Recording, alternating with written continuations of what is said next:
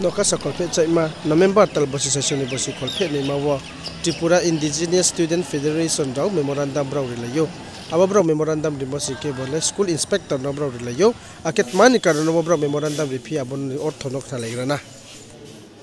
Bengali script tangkale kama ke pronounce ke pore me ambo yes ke jung emne chini population to jung 31% jung kono use ke sabe ke lochin ka no akem bai bono jung ko roman script option Bengali script ke mole thik ase jung ham khatka media friends kono jung kini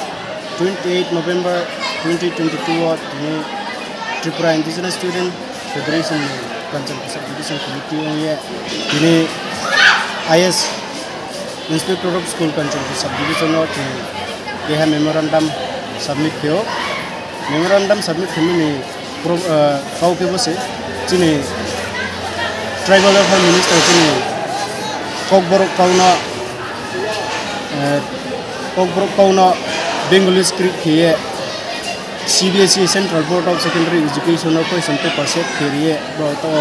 चले तो मनो अपने चीनी TISF bisa playing चुके हैं cow मासम के वैसे चीनी टिप्रासा चीनी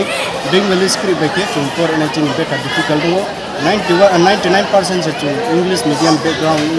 ये Bengali script बैंक है चीनी कॉकबरोक नो चुंपर लामा याव नहीं बोले Jumbono masanse, okay,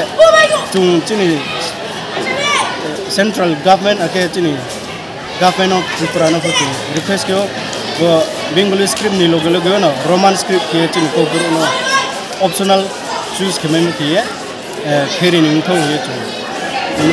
Government no masaimse,